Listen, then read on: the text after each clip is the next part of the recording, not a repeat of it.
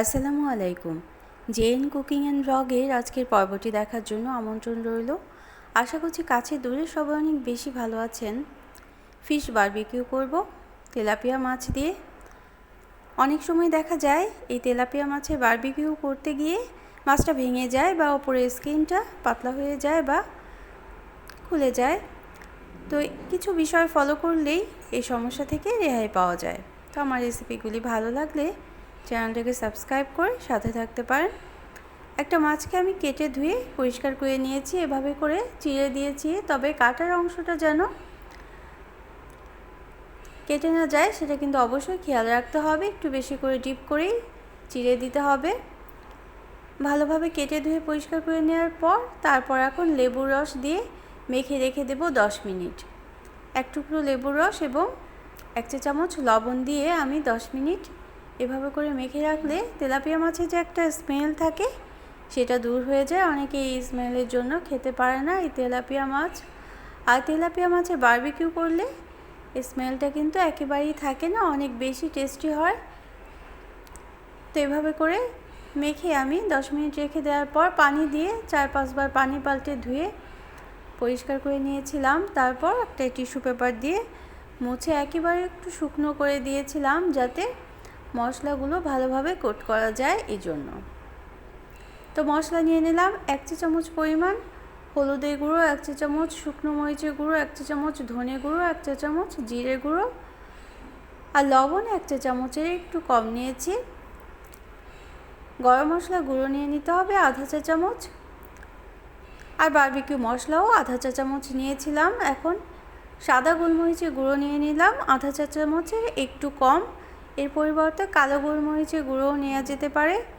Soya sauce 1 চা চামচ আর barbecue sauce 1 চা চামচ। যেহেতু সস দিয়েছি তাই লবণ পরিমাণটা একটু কম দিতে হবে। মেখে নিতে হবে। মেখে নেওয়ার জন্য আরও 1 টেবিল চামচ পরিমাণ আদা রসুনের পেস্ট দিয়ে দিলাম। 1 চা চামচ দুধ দিয়েছি, 1 চা চামচ লেবুর রস দিয়েছি। দুধের পরিবর্তে টক দইটাও দেওয়া যেতে পারে। তো এখন আমরা এভাবে খুব ভালোভাবে মিশিয়ে নিতে হবে মাছের সাথে। মাছের গায়ে মশলাগুলো এমনভাবে কোট করতে হবে যাতে প্রতিটা অংশে খুব সুন্দরভাবে মশলাগুলো কোট করা যায়। একটু ভিতরে ভিতরে ঢুকিয়ে দিতে হবে যে অংশগুলো এভাবে ফাঁকা আছে, আর মাছটা এভাবে করে পেটের অংশটা কেটে নিতে হবে। মাছটা কাটাও কিন্তু একটা বিষয় বারবিকিউ মাছে, এভাবে করেই কেটে নিতে হয়। আর মাঝখানে যে চিড়ে দেওয়া অংশ এই অংশগুলোর মধ্যেও কিন্তু মশলাগুলো ভালোভাবে এভাবে করে কোট করে দিতে হবে। তো এভাবে ম্যারিনেট করে রাখতে হবে প্রায় 30 মিনিটের মতো। আর এই যে মশলাগুলো থাকলো এই মশলাগুলোও কিন্তু আমরা রেখে দেব। তো এইভাবে আমি ঢেকে রেখেছিলাম 30 মিনিটের মতো। 30 মিনিট ঢেকে রাখার পর মশলাগুলো কিন্তু আমি রেখে দিয়েছি, পরে ব্রাশ করে দিতে হবে মাছ ভাজার সময়।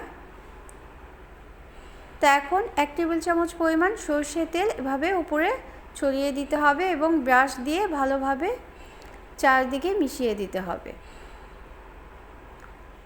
তো এই বারবিকিউ ফিশ বারবিকিউ অনেক সময় দেখা যায় বেশি শুকনো হয়ে যায়, জুসি থাকে না।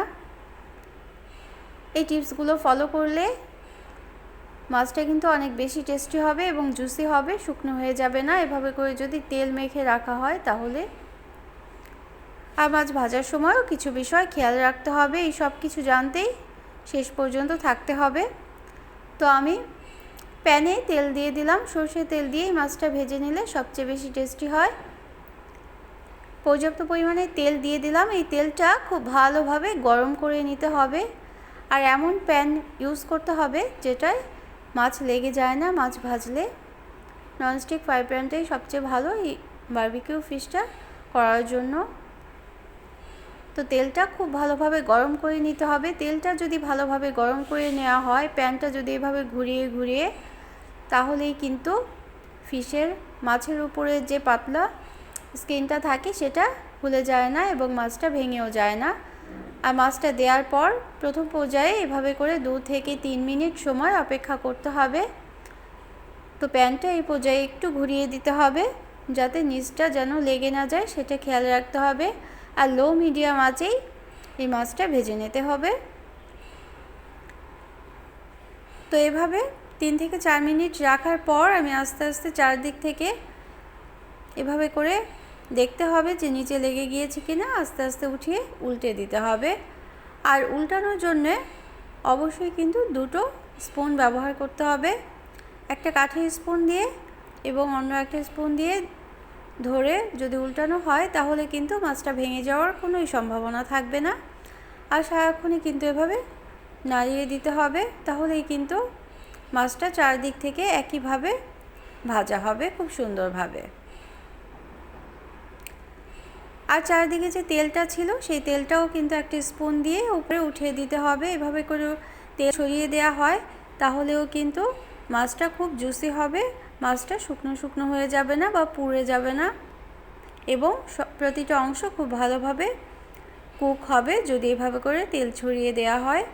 এই বিষয়গুলো লক্ষ্য করলেই কিন্তু চুলাতেই বারবিকিউ ফিশটা খুব সহজভাবে এবং খুব টেস্টি করে তৈরি করে নেওয়া যাবে।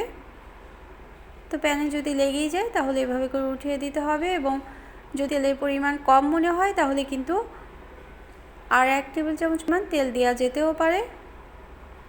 এটা কিন্তু রান্না করার সময় বুঝে নিতে হবে।